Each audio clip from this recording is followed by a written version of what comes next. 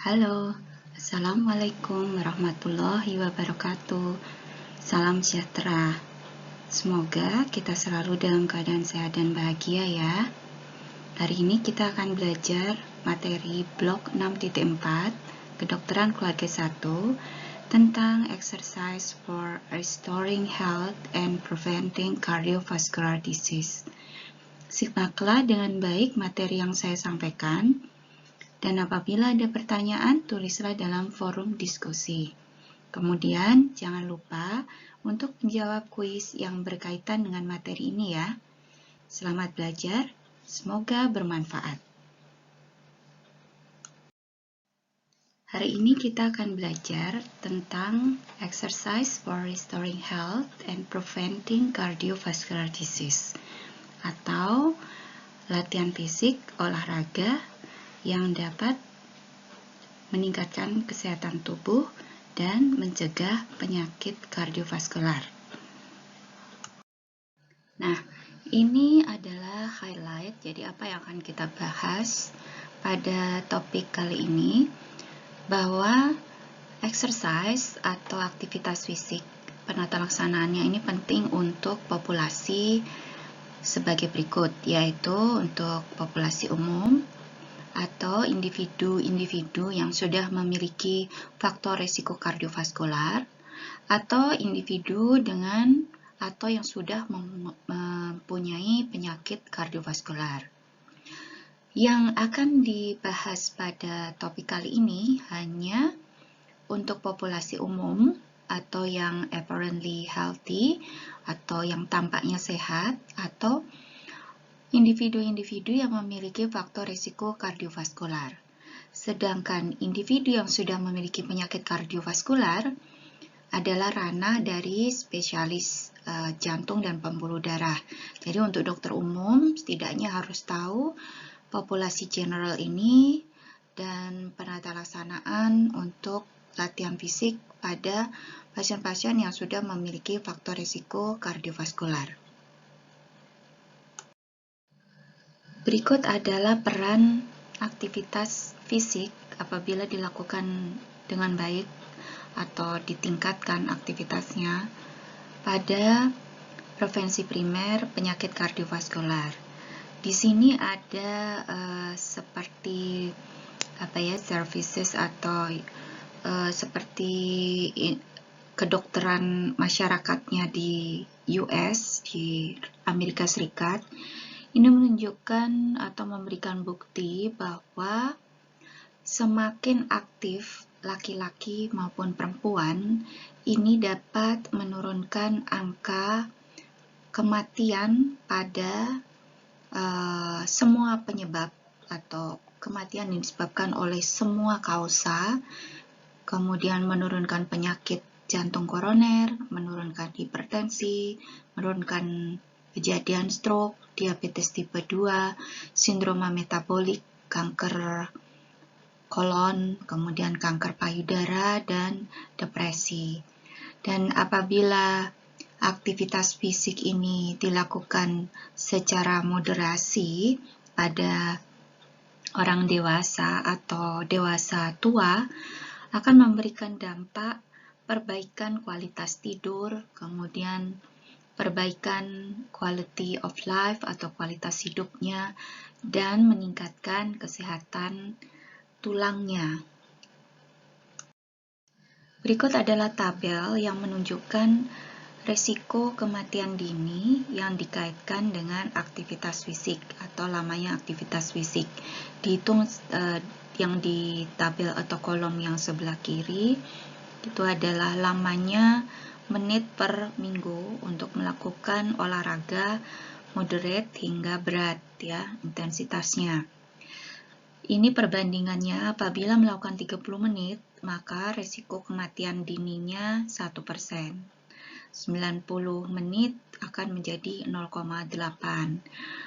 Kemudian dengan bertambahnya waktu aktivitas fisik, maka relatif risk-nya juga akan makin menurun. Jadi menjadi 0,615. Ini hubungan antara lamanya aktivitas fisik dengan kejadian kematian dini. Ini adalah apa sih definisi atau perbedaan definisi dari aktivitas fisik, exercise, atau kita sebut exercise ini latihan fisik atau olahraga ya. Kemudian physical fitness atau kebugaran. Jadi kalau aktivitas fisik itu adalah semua gerakan yang dihasilkan oleh otot-otot rangka yang melakukan kontraksi dan akan menghasilkan energi ekspenditur di atas level istirahat. Itu semua yang disebut dengan aktivitas fisik. Tetapi kalau exercise itu suatu program yang terstruktur. Program struktur ini mempunyai intensitas, durasi, dan frekuensi tertentu. Jadi semuanya terukur. Sedangkan physical fitness atau kebugaran itu adalah sampai di sejauh apa suatu atau seseorang itu mencapai atau memiliki kemampuan untuk melakukan aktivitas fisik.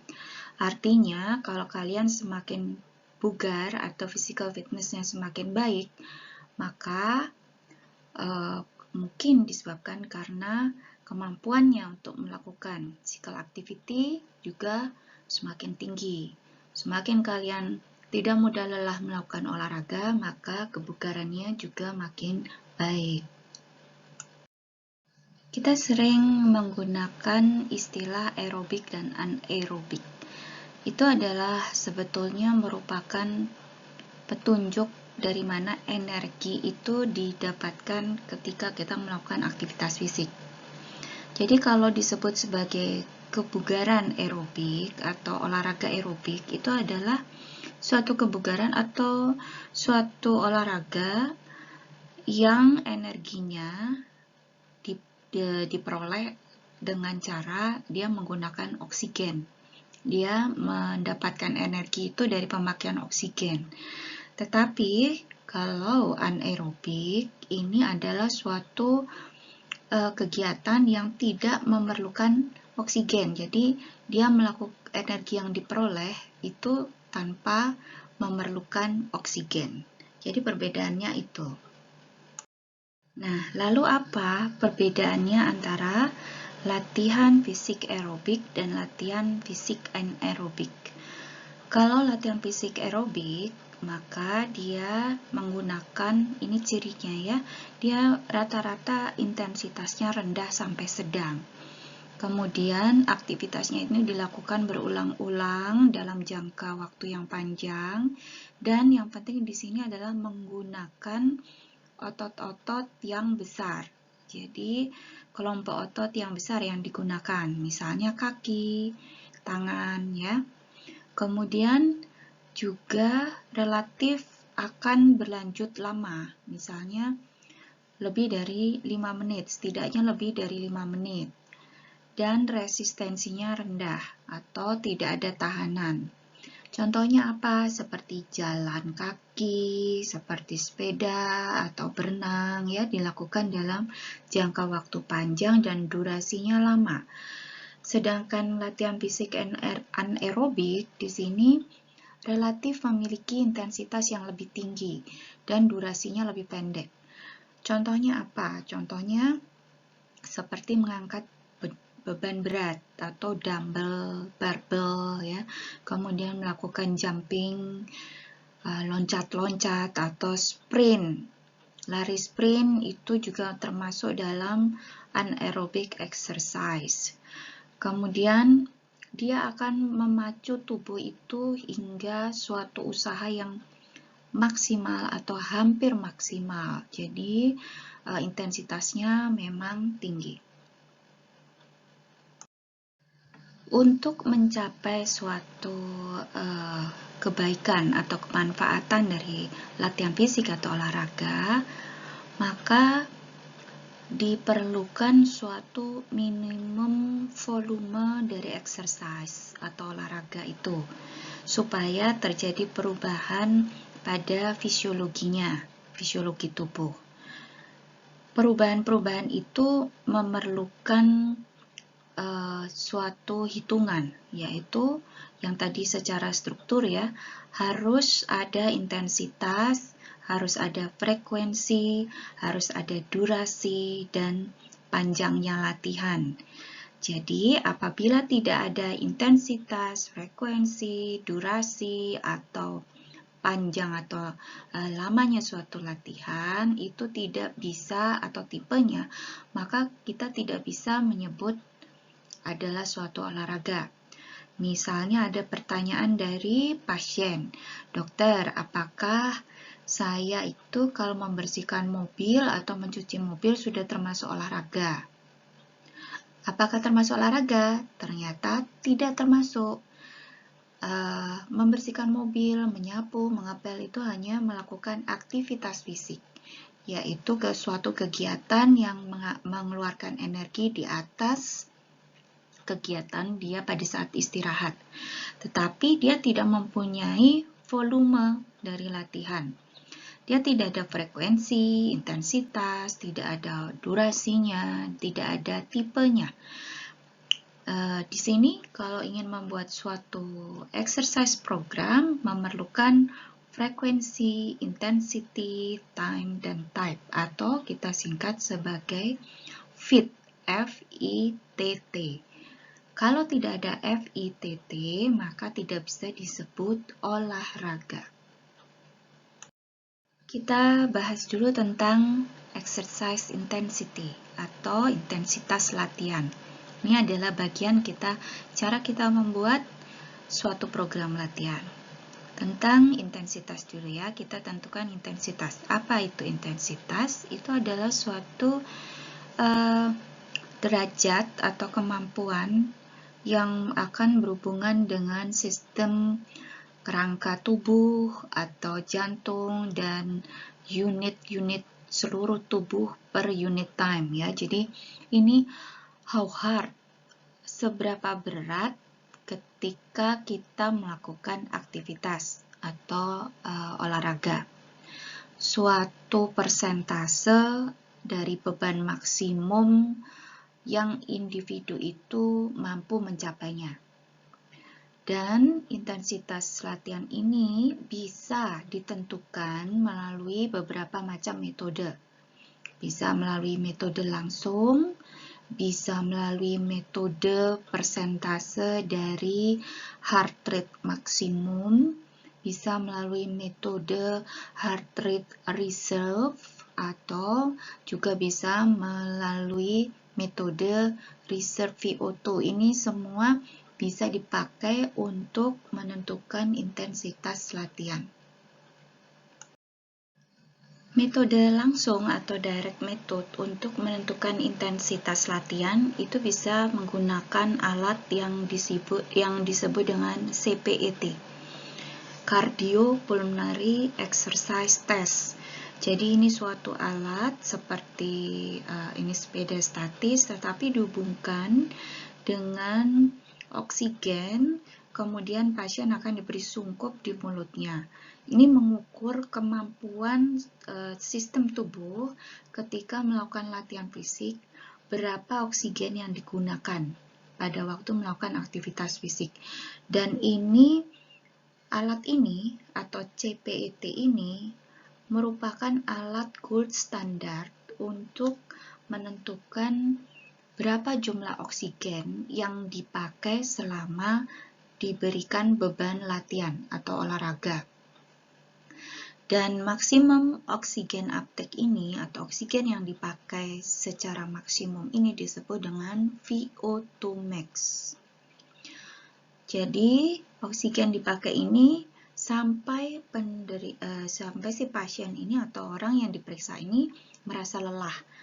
Itu adalah individual VO2 max. Jadi kemampuannya misalnya hanya sampai 10 ml per kilogram per menit, berarti kemampuan pengambilan oksigen pada individu tersebut ya 10 ml per kilogram per menit. Jadi satuannya adalah mililiter per kilogram per menit. Dan ini adalah highly accurate, jadi yang paling akurat untuk melihat kapasitas aerobik atau kebugaran seseorang. Intensitas latihan dapat ditentukan dari direct method ini. Sayangnya, direct method ini atau menggunakan CPET ini cukup mahal dan kadang-kadang pasien tidak nyaman. Dan cara interpretasinya juga memerlukan suatu pelatihan khusus. Tidak semua center kesehatan atau Yankes memiliki alat CPET ini. Jadi, bisa kita cari metode lain untuk menentukan intensitas latihan. Ini adalah suatu metode lain untuk menentukan intensitas latihan. Metode ini paling mudah dan straightforward, jadi langsung, gitu ya. Tidak ada pengukuran-pengukuran tertentu. Dilihat dari, jadi ada rumusnya. Yang disebut dengan heart rate maksimum di sini adalah 220 dikurangi usia. Misalnya usianya 20, maka heart rate maksimumnya adalah 220 dikurangi 20. Jadi adalah 200 kali per menit. Ini sebetulnya sangat mudah tanpa melakukan suatu pengukuran khusus, tetapi metode yang tidak terlalu akurat, khususnya untuk menentukan intensitas yang rendah. Tapi ini mudah kalau kalian tidak memiliki alat khusus untuk menentukan maksimal dari kemampuan kebugaran seseorang. Metode selanjutnya untuk menentukan intensitas latihan bisa menggunakan heart rate reserve method atau Karvonen method, itu nama lainnya ya. Jadi ini metode heart rate reserve ini lebih precise, lebih baik untuk menentukan intensitas latihan dibandingkan maksimal heart rate yang menggunakan rumus 220 dikurangi usia. Nah, kalau heart rate reserve ini rumusnya adalah maksimal heart rate atau heart rate maksimal dikurangi heart rate pada saat istirahat akan menghasilkan heart rate reserve. Hanya seringkali overestimate pada individu-individu yang memiliki kebugaran yang rendah. Jadi kalau menentukan intensitas latihan untuk individu dengan kebugaran yang rendah, ini seringkali memberikan nilai yang overestimate. Misalnya ini kita menghitung seorang individu berusia 50 tahun dengan resting heart rate 70 kali per menit. MHR-nya berapa? MHR-nya kalau kita menggunakan rumus 220 dikurangi usia, maka 220 dikurangi usia sama dengan 170 kali per menit. Rumus heart rate reserve adalah maksimal heart rate kurangi resting heart rate. Jadi kita harus tahu resting heart rate-nya berapa. Untuk individu ini adalah 70 kali per menit. Sehingga penghitungan dari heart rate reserve sama dengan 170 dikurangi 70 sama dengan 100 kali per menit. Ini adalah heart rate reserve pasien tersebut. Heart rate reserve ini lebih baik karena dia mempertimbangkan atau memasukkan penghitungan dari resting heart rate-nya. Jadi lebih baik dibandingkan yang penghitungan menggunakan maksimal heart rate. Kita juga bisa menggunakan metode VO2 reserve. Kalau VO2 reserve, penghitungannya adalah VO2 max, kita harus tahu VO2 max-nya si individu itu, kemudian dikurangi 3,5 ml per kilogram per menit. Dan ini bisa memberikan koreksi overestimasi dari intensitas pada individu-individu yang kebugarannya rendah.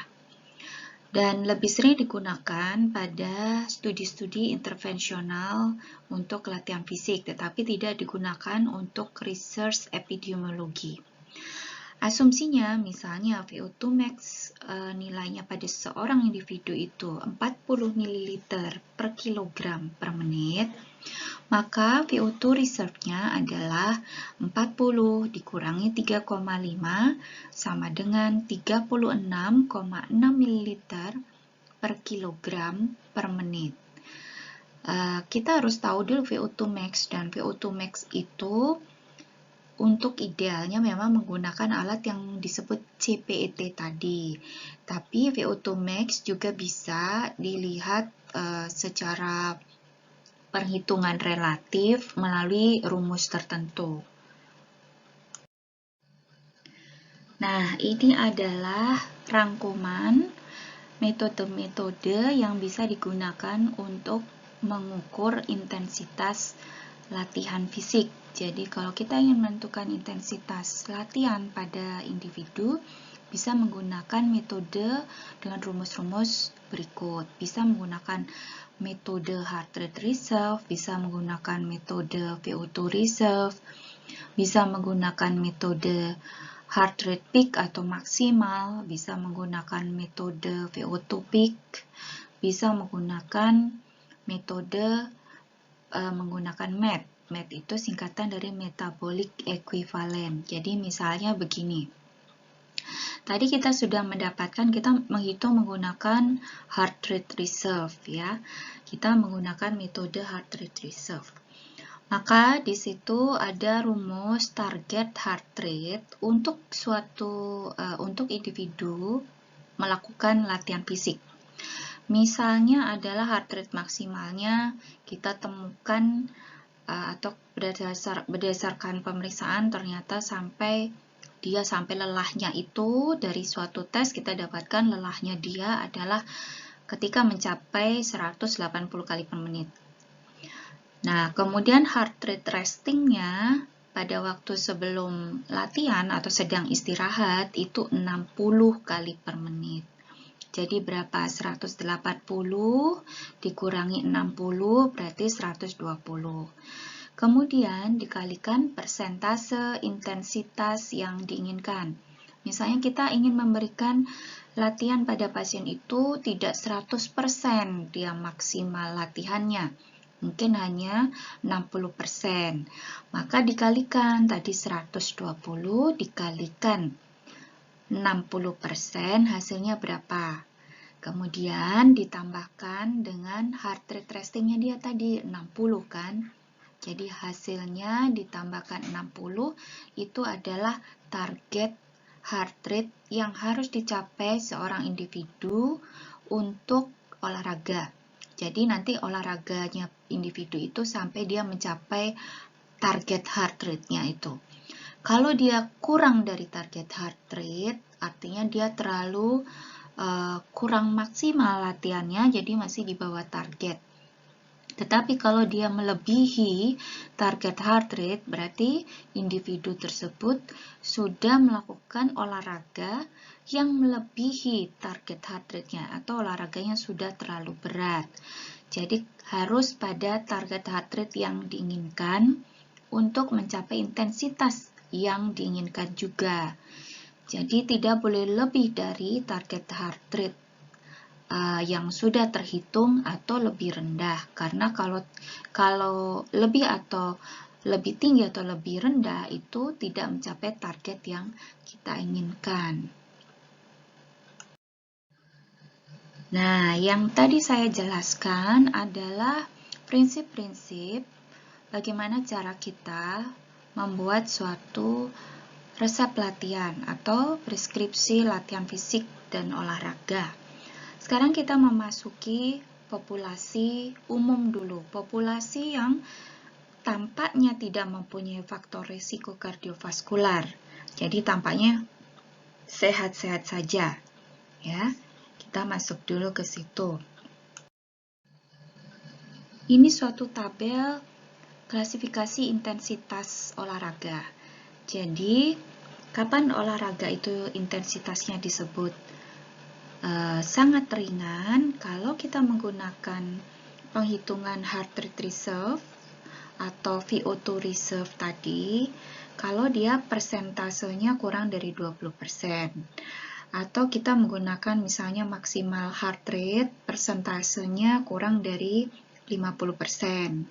Ya, kemudian apa itu yang very light? Aktivitasnya adalah misalnya jalan pelan, kemudian olahraga sepeda pelan-pelan, atau berkebun, atau dansa, ya. Itu contohnya aktivitasnya. Jadi ini membacanya exercise intensity untuk yang light intensity atau yang ringan 20-39%. Kalau kita menggunakan heart rate reserve, kalau maksimal heart rate reserve kita 50-63%. Tergantung kita mau menghitung intensitasnya menggunakan heart rate reserve atau VO2 reserve atau maksimal heart rate. Jadi itu adalah persentase intensitasnya.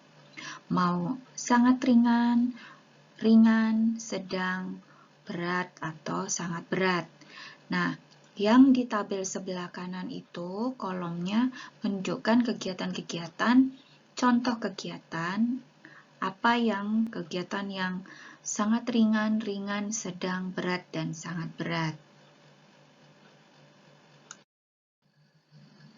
Jadi untuk mendapatkan kebugaran aerobik, kita mempunyai batasan waktu atau durasi latihan.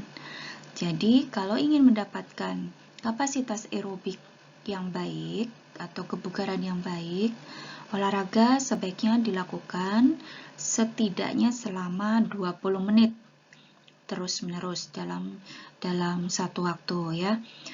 Tapi bisa juga begini, 20 menit tetapi bentuknya intermittent. Misalnya 5 menit, olahraga, kemudian olahraga yang lari gitu ya, terus intermittent diselang dengan jalan kaki 3 menit. Olahraga lari yang cepat, kemudian intermittentnya jalan kaki 3 menit. Itu yang disebut intermittent, tapi selama 20 menit setidaknya. Atau terus-menerus, misalnya lari terus atau jogging terus-menerus selama 20 menit. Lebih dari 60 menit kita melakukan latihan fisik tidak dianjurkan, atau penambahan kapasitas aerobik atau kebugarannya hanya nambah sedikit atau bahkan bisa meningkatkan risiko terjadinya cedera. Jadi untuk olahraga dengan tujuan mencapai kebugaran, setidaknya dilakukan maksimal sampai 60 menit saja, tidak usah lebih dari itu. Ini adalah pedoman dari American College of Sport Medicine atau ACSM untuk pembuatan resep latihan fisik. Jadi untuk adults atau dewasa dianjurkan apabila melakukan latihan fisik dengan intensitas moderate, sebaiknya dilakukan setidaknya 30 menit, lebih atau sama dengan 5 hari dalam seminggu, atau totalnya setidaknya 150 menit dalam 1 minggu. Jika ingin melakukan intensitas yang berat atau vigorous, dilakukan latihan fisik setidaknya 20 hingga 25 menit, lebih dari atau sama dengan 3 hari dalam seminggu, dengan total durasi latihan 75 menit dalam 1 minggu. Atau setidaknya 20-30 menit apabila melakukan intensitas latihan moderate dan vigorous selama atau dilakukan 3-5 hari dalam 1 minggu. Ini adalah rekomendasi dari The American Heart Association untuk melakukan olahraga pada dewasa. Tadi kalau di ACSM juga sama sebetulnya, lamanya, durasinya, frekuensinya. Jadi pada AHA recommendation ini 30 menit untuk moderate intensity, 25 menit untuk vigorous aerobic activity untuk yang berat, atau kombinasi dari dua ini, moderate dan vigorous. Ditambahin ini untuk latihan kekuatan atau strength activity dari moderate to high intensity setidaknya 2 hari dalam 1 minggu untuk menambah manfaat kesehatan. Tapi sebaiknya memang hanya 2 kali dalam seminggu untuk melakukan strengthening atau melatih kekuatan otot. Dan latihan kekuatan otot seperti mengangkat barbel, dumbbell, itu tidak menggantikan olahraga aerobik. Jadi dia hanya menambah saja dan tidak bisa sebagai pengganti olahraga aerobik. Sedangkan untuk menurunkan tekanan darah dan untuk menurunkan kolesterol, rata-rata latihannya setidaknya 40 menit dengan intensitas moderate to vigorous aerobic activity. Jadi olahraganya harus aerobik, tidak boleh strengthening. Dan dilakukan 3-4 hari dalam 1 minggu. Untuk anak-anak, untuk olahraga pada anak-anak, The American Heart Association merekomendasikan setidaknya dilakukan selama 60 menit dengan intensitas moderate to vigorous aerobic activity dilakukannya setiap hari. Jadi setiap hari itu 60 menit anak-anak harus berolahraga aerobik. Suatu olahraga baru bisa memberikan adaptasi kronik atau memberikan efek kronik, memberikan dampak yang baik secara kronik apabila dilakukan 8 minggu 3 kali dalam seminggu. Jadi kalau kurang dari itu, efek kroniknya belum diperoleh. Itu dari hasil penelitian. Dan perubahan itu akan berlanjut lebih dari 8 minggu, tetapi perubahan atau pemberian dampak efek yang baik itu akan mencapai plateau dalam 12 bulan. Jadi setelah 12 bulan akan mencapai plateau atau datar, dia tidak memberikan dampak adaptasi kronik lagi, jadi tetap aja. Kalau kalian sudah olahraga lebih dari atau sampai dengan setahun, efek kroniknya itu akan ada terus, tetapi tidak akan bertambah naik. Berikut adalah tabel yang direkomendasikan apabila kita akan memberikan resep latihan pada individu untuk memberikan hasil kesehatan yang lebih baik, ya. Kolom-kolom ini ada mode of activity, ada frekuensi, duration, intensity, ada volume. Ini adalah komponen dari cara membuat preskripsi latihan fisik. Jadi tadi kan ada rumusnya adalah fit, frekuensi, intensity, time, and type. Jadi yang mode of activity ini type, frekuensi, kemudian duration ini time, dan intensity ya intensity. Kemudian siapa yang akan diberi prescription-nya? Adult, elderly, atau young. Mode of activity-nya mau aerobik atau resistance. Kemudian frekuensinya lebih, ini masing-masing usia juga beda-beda ya. Ada untuk adult sini frekuensinya lebih atau sama dengan 5 hari dalam seminggu. Tapi kalau resistance ini olahraga ketahanan, contohnya adalah dumbbell, barbell ya. Itu lebih dari atau sama dengan 2 tapi non konsekutif. Jadi tidak berturut-turut. Misalnya hari Senin, kemudian latihan lagi hari Selasa. Dan durasinya 30 menitan. Intensitasnya untuk aerobik yang adult itu bisa 40-60% kalau menggunakan VO2 max penghitungannya, atau 50-76% kalau kita menggunakan heart rate reserve. Volume yang diperoleh atau energi ekspenditurnya dia setara dengan energi yang dikeluarkan lebih dari 1000 kilokalori per minggu. Kalau menggunakan resistensi, bisa, ini RM-nya adalah repetition maksimum. Jadi, kita sebelum memberikan latihan beban pada seorang individu, dicek dulu repetition maksimumnya berapa kali. Jadi, berapa kali dia mampu mengangkat beban berat itu sampai dia fatigue. Kemudian, berapa kilo bebannya, itu juga dilihat sampai berapa kali dia fatigue untuk repetisinya. Jadi, misalnya sampai 100 kali dia baru fatigue, maka untuk memperoleh intensitasnya ya 40-60%.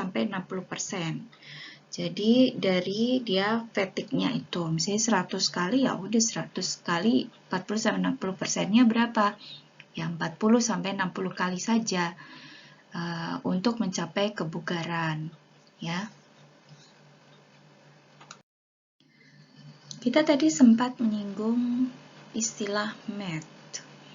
MET itu adalah metabolic equivalence.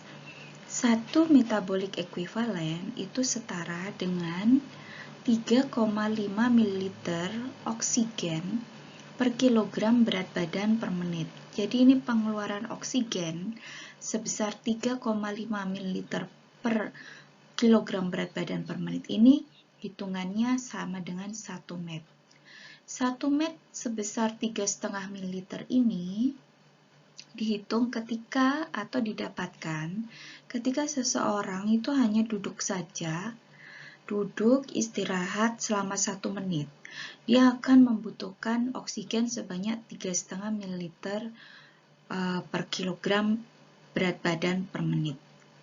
Jadi kalau ada individu dengan berat badan 70 kg, maka dia akan membutuhkan 245 ml oksigen per menit untuk mempertahankan agar dia tetap tetap kuat pada waktu istirahat. Jadi waktu istirahat itu dia butuh oksigen 245 ml. Nah, kalau kita melakukan olahraga, maka tentu saja MET-nya juga akan bertambah tinggi. Atau kita melakukan aktivitas fisik di atas istirahat duduk tadi, maka MET-nya juga memerlukan MET yang lebih tinggi lagi. Jadi, MET ini bisa juga untuk menentukan intensitas dari suatu aktivitas fisik. MET ini tadi juga bisa dipakai atau sebagai metode untuk menentukan intensitas latihan fisik yang akan dilakukan. MET ini bisa diperoleh kalau kita melakukan suatu tes latihan fisik seperti misalnya menggunakan treadmill test atau 6-minute walking test atau tes-tes lain, kita dapat memperoleh nilai MET ini. Bisa juga dengan menggunakan rumus tertentu. Ini adalah suatu penghitungan energi yang dikeluarkan ketika kita melakukan olahraga dalam waktu seminggu. Misalnya, jadi ini ada suatu perkalian ya. Jadi durasi dikali frekuensi akan menghasilkan total time. Total time dikalikan intensitas latihan akan menghasilkan energi expended. Jadi energi yang dikeluarkan dalam bentuk MET. Kemudian apabila dikalikan dengan berat badan, maka kita akan mendapatkan energi expended dalam satuan kilokalori. Jadi, misalnya ini kita melakukan olahraga 1 jam setiap kali sesi yang dilakukan frekuensinya 6 kali dalam seminggu. Maka akan didapatkan total time-nya 6 jam per minggu. Misalnya kita melakukan dengan intensitas 6 MET atau dalam hal ini adalah 6 kilokalori per kilogram per jam. Ini akan mengeluarkan atau menghasilkan energi sebanyak 36 MET per jam per week atau 36 kilokalori per kilogram per week. Kemudian apabila kita ingin mengetahui kilokalori yang kita keluarkan, dikalikan dengan berat badan. Misalnya berat badannya 72 kilo, maka energi yang dikeluarkan dalam satu minggu adalah 2592 kilokalori. Ini adalah suatu contoh soal ya, kita ingin membuat anjuran olahraga berintensitas sedang untuk laki-laki sehat usia 40 tahun. Berdasarkan jenis olahraganya, frekuensi, intensitas, dan durasinya atau disingkat dengan FITT. Menggunakan hitungan heart rate reserve. Bila hasil tes treadmill laki-laki tersebut normal, laju jantung istirahatnya 65 kali per menit dan laju jantung maksimalnya 180 kali per menit. Maka bagaimana olahraga yang dianjurkan? Jawabannya harus selalu mengandung FITT. Frekuensi kita tentukan sesuai dengan pedoman, yaitu 3-5 kali dalam seminggu. Intensitasnya tadi mintanya intensitas sedang. Maka kalau kita ingin menggunakan heart rate reserve, intensitas sedangnya persentasenya adalah 40-59%. Ini tadi dilihat dari tabel. Kemudian rumusnya untuk menentukan target heart rate adalah heart rate maksimal dikurangi heart rate resting dikali persentase dari intensitas yang diinginkan ditambahkan heart rate resting. Kita lihat dulu heart rate reserve-nya berapa. Heart rate reserve kan rumusnya heart rate maksimal dikurangi heart rate istirahat. Jadi 180 dikurangi 65 sama dengan 115 kali per menit. Setelah itu kita baru menghitung berapa target heart rate untuk olahraga si individu ini.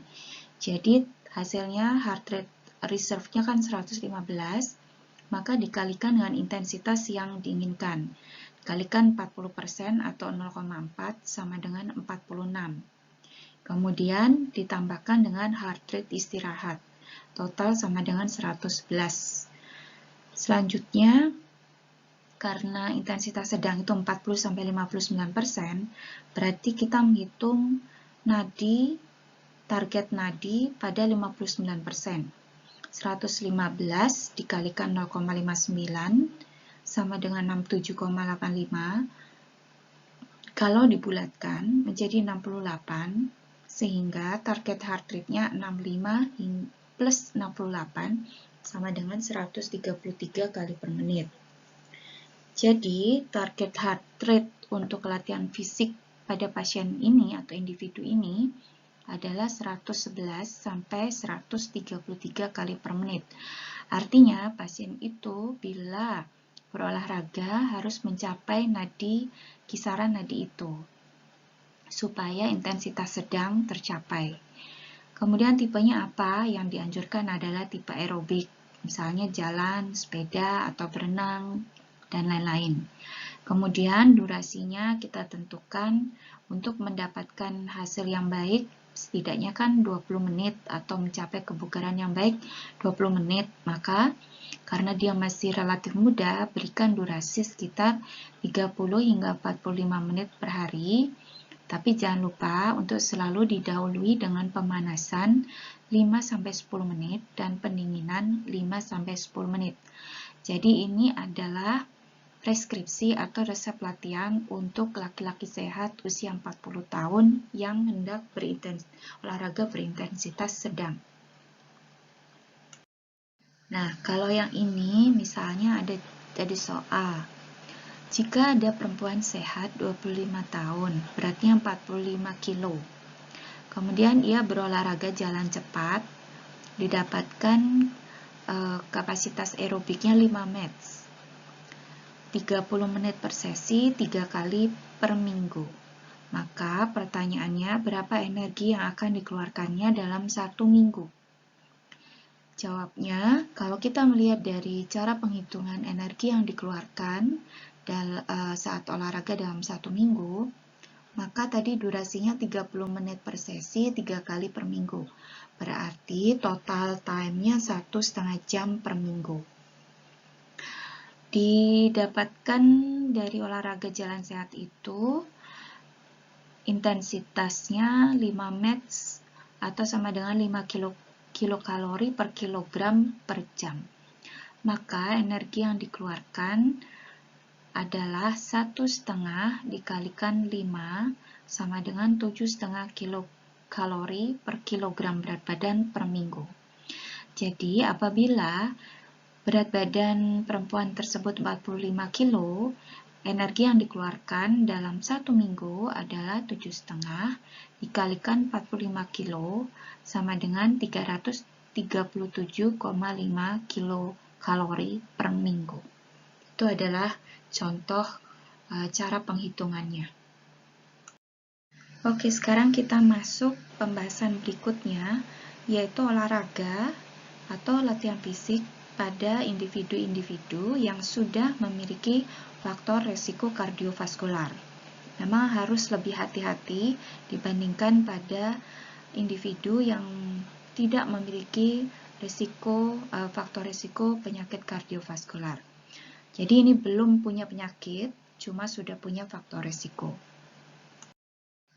Seseorang yang sudah memiliki faktor resiko penyakit kardiovaskular harus dilakukan dulu pre-exercise screening sebelum individu tersebut melakukan latihan fisik. Misalnya, sudah ada indikasi bahwa individu tersebut memiliki penyakit kardiovaskular yang signifikan, maka individu tersebut harus diterapi dulu. Misalnya kita menemukan pasien, kita screening, kita EKG, ya, misalnya pasien hipertensi, kemudian kita EKG, ternyata EKG-nya ada gambaran iskemia miokard, maka person itu atau individu tersebut harus diobati dulu sebelum melakukan latihan fisik atau olahraga.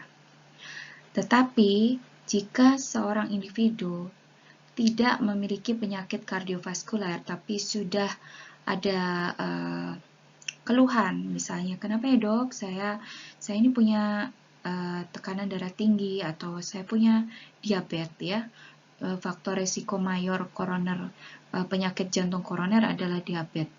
Sudah punya itu, maka sebaiknya pasien dilakukan tes latihan fisik dulu.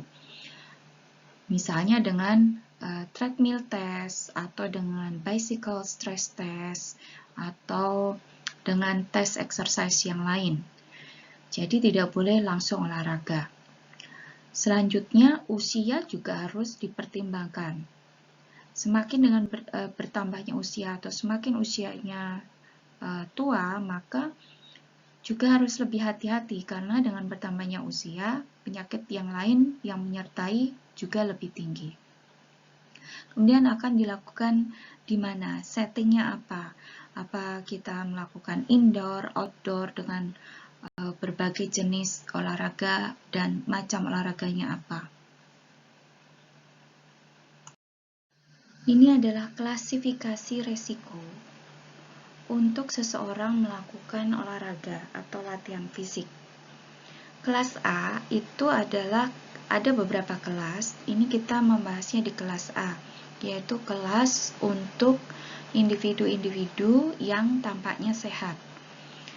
Pada kelas A1 itu anak-anak atau dewasa muda atau dewasa untuk laki-laki di bawah usia 45, perempuan di bawah usia 55 yang tidak ada gejala atau keluhan, tidak ada penyakit jantung, atau tidak ada faktor resiko mayor untuk terjadinya penyakit jantung koroner. Kalau masuk di kelas A1, maka tidak perlu melakukan screening khusus atau tes exercise sebelum melakukan olahraga. Tetapi apabila kita masuk ke kelas A2 dan kelas A3 yang sudah memiliki setidaknya 2 faktor resiko mayor penyakit kardiovaskular atau lebih dari 2 faktor resiko mayor penyakit kardiovaskular, maka harus dilakukan pemeriksaan medis dan dilakukan tes exercise sebelum dilakukan latihan fisik atau latihan fisik yang berat. Ini perlu diperhatikan daripada terjadi hal-hal yang bisa membahayakan jiwa individu tersebut ketika melakukan latihan fisik. Ini adalah suatu pedoman umum untuk individu yang akan melakukan program latihan. Jadi, tidak dianjurkan untuk melakukan olahraga ketika seseorang mengalami badan yang tidak nyaman atau sedang tidak enak badan. Misalnya, mengalami influenza atau tidak enak badan, flu, termasuk demam, maka tidak boleh melakukan exercise.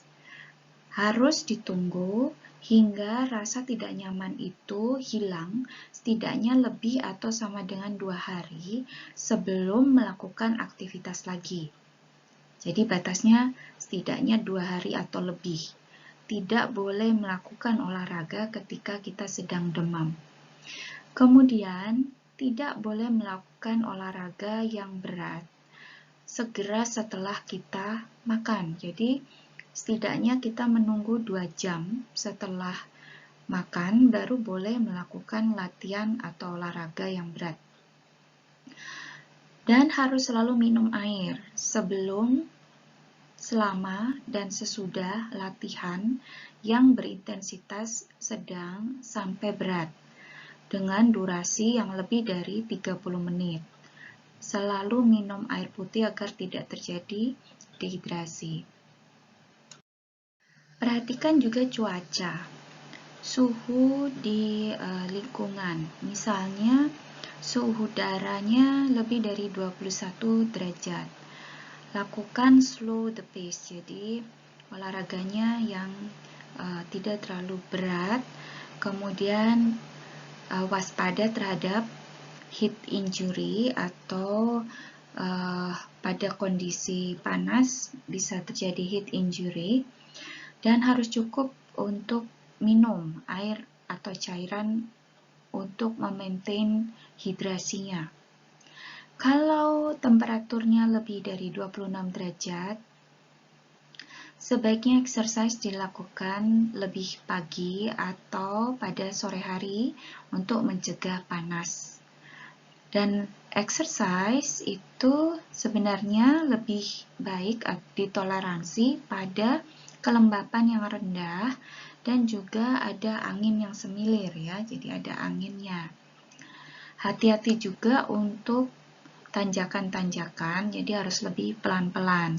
Itu untuk patokan atau pedoman secara umum. Sebaiknya menggunakan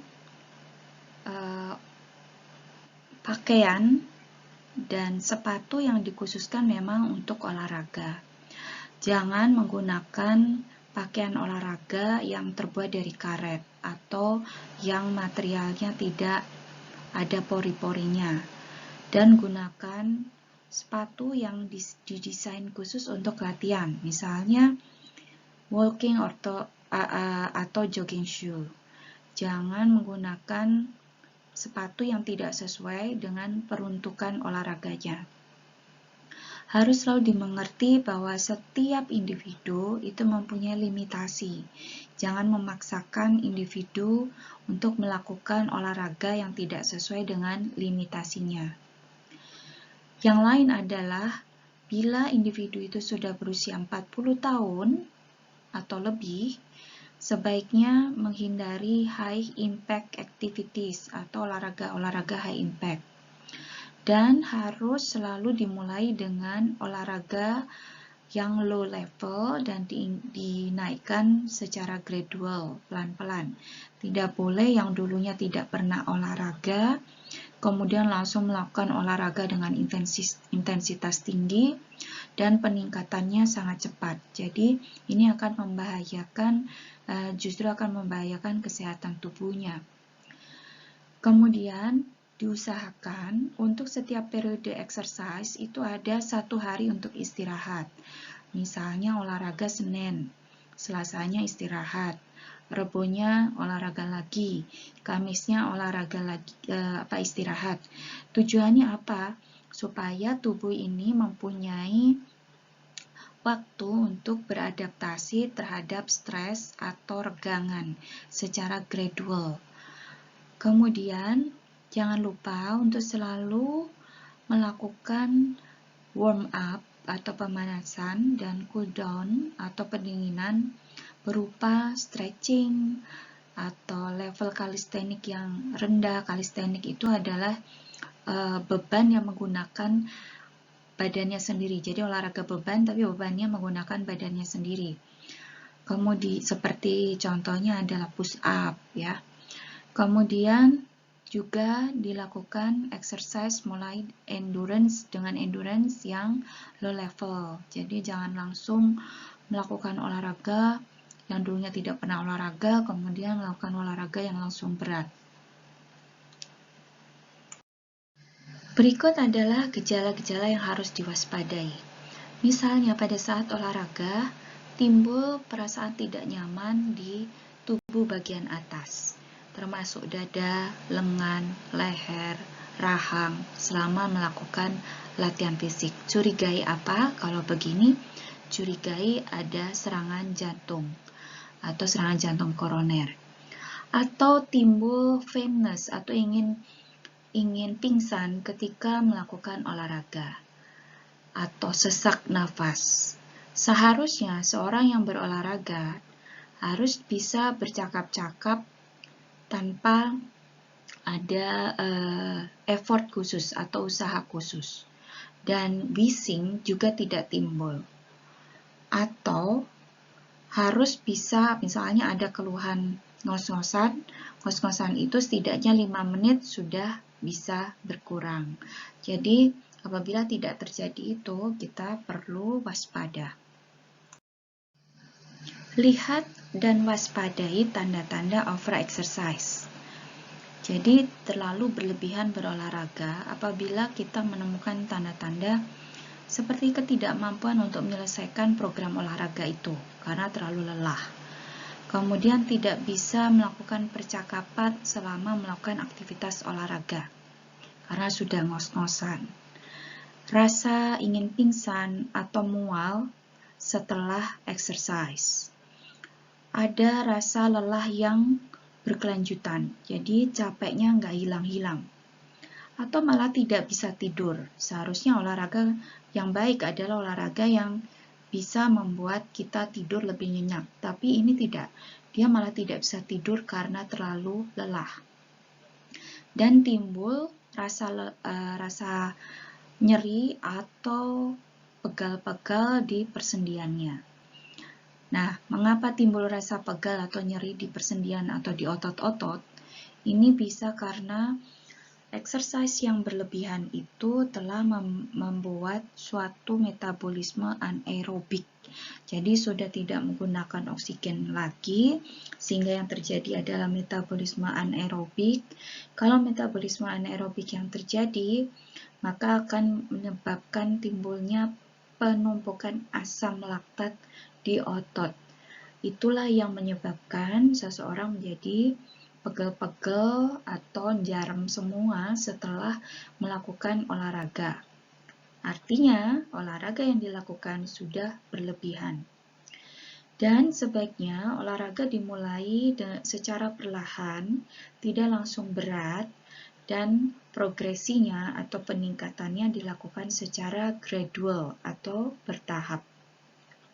Berikan waktu untuk beradaptasi pada individu ketika dia belum pernah berolahraga atau lama tidak berolahraga. Ini adalah tabel Rating of Perceived Exertion atau Borg RPE Scale. Jadi, ini adalah skala keluhan yang disampaikan oleh seseorang yang melakukan olahraga. Angkanya atau skalanya adalah dari 6 sampai 20. Jadi, seandainya orang itu menyatakan dari skala Borg atau skala RPE ini angkanya 7, berarti dia masih very light atau tidak merasa capek. Kalau somewhat hard atau dirasakan berat, maka dia sudah mulai intensitasnya sedang, ya. Kemudian kalau very hard, dia udah merasa sangat berat, maka ini adalah beban yang sangat berat yang dia kerjakan. Kalau bisa, jangan sampai very hard. Jangan sampai olahraga yang sangat berat. Jadi ini adalah Borg RPE scale yang biasanya kita tanyakan pada individu sampai merasa apa dia. Atau bisa juga kita sebutkan bahwa kalau warnanya masih biru ini 6-11, berarti intensitasnya masih sedang. Yang warna hijau yaitu 12-16 ini kira-kira masih sedang, tapi sebetulnya sedang itu hanya sampai 14 atau somewhat hard. Kalau sudah hard, ini intensitasnya sudah intensitas tinggi atau intensitas yang berat untuk melakukan olahraga. Sudah banyak studi epidemiologi atau eksperimental yang mengidentifikasi bahwa terjadi mekanisme biologis ketika kita melakukan olahraga, dan olahraga ini akan melawan atau mencegah penyakit kardiovaskular karena peningkatan dari kebugarannya. Di antaranya adalah bahwa olahraga bisa memberikan efek anti-aterogenik, efek anti-inflamasi, memperbaiki fungsi endotel, kemudian memperbaiki fungsi pembekuan darah, akan ada perubahan fungsional autonomik, perbaikan iskemia, jadi merupakan anti-iskemi, memberikan efek anti-aritmik, tapi tentu saja olahraga yang dilakukan dengan sesuai dengan kebutuhan dan kondisi individunya. Kemudian juga bisa memperbaiki kemampuan olahraganya yang disesuaikan dengan umur. Misalnya, seorang individu yang berusia 50 tahun karena dia sudah rajin olahraga. Kalau individu yang tidak pernah olahraga kesulitan melakukan suatu gerakan, tetapi untuk individu pada usia yang sama 50 tahun yang rutin dan rajin melakukan olahraga, maka ketidakmampuan itu bisa teratasi. Ini adalah olahraga yang efektif untuk body weight control atau orang yang kelebihan berat badan mungkin ingin menurunkan berat badan. Jadi sebaiknya dilakukan dengan endurance training, ya, olahraga ketahanan seperti lari, sepeda, atau olahraga berenang misalnya, ya. Jadi disebutkan bahwa apabila melakukan olahraga endurance atau ketahanan tanpa diet, ya, selama 16 minggu, maka penurunannya untuk berat badannya sekitar 3 kg. Itu yang ideal, ya, yang sehat itu begitu. Kalau misalnya olahraga itu dilakukan kurang dari 150 menit per minggu, maka tidak akan merubah berat badan atau menurunkan berat badan pada orang yang mengalami obesitas. Kalau dilakukan lebih dari 150 menit per minggu, maka bisa menurunkan penurunan berat badan sekitar 2-3 kg atau penurunan yang modest atau sedang. antara 224 sampai 420 menit per minggu baru bisa menurunkan berat badan setidaknya 5 hingga 7,5 kg. Jadi dari sini kalian bisa menentukan bagaimana cara atau durasi yang diperlukan untuk seseorang menurunkan berat badannya. Berikut ini adalah tabel tentang olahraga efektif yang bertujuan mengontrol insulin atau glukosa. Jadi ada beberapa pedoman dari ACSM, dari ADA, dari AHA, dari ESC. Ini ada berbagai model atau tipe olahraga, baik merupakan endurance, strength, circuit, interval, free weight, stretching, dan seterusnya, dengan intensitas yang berbeda-beda, dengan durasi dan repetisi yang berbeda-beda. Kalian bisa memilih mana yang paling tepat untuk seorang individu, apakah berdasarkan ACSM, ADA, AHA, atau ESC, untuk training yang efektif mengontrol insulin atau glukosa. Bagaimana olahraga yang efektif untuk mengontrol lemak darah? Ini caranya.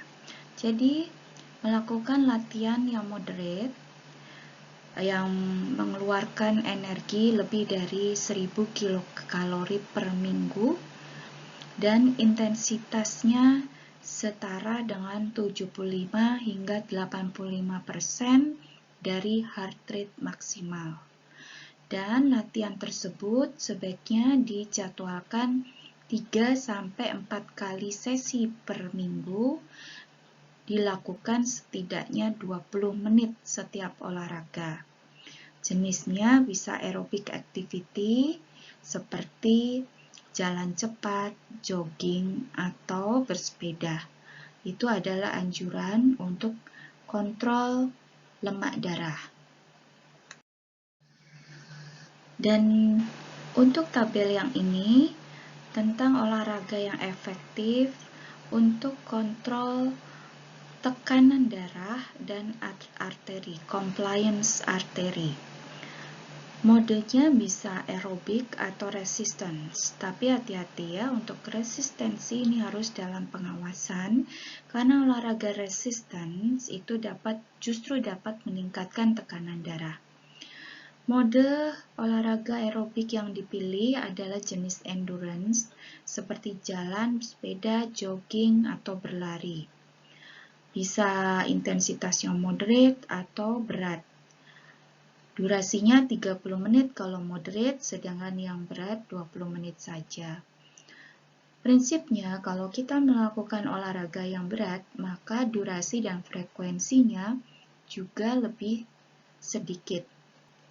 Jangan memaksakan diri untuk melakukan olahraga yang berat dengan durasi yang lebih lama atau frekuensi yang lebih sering.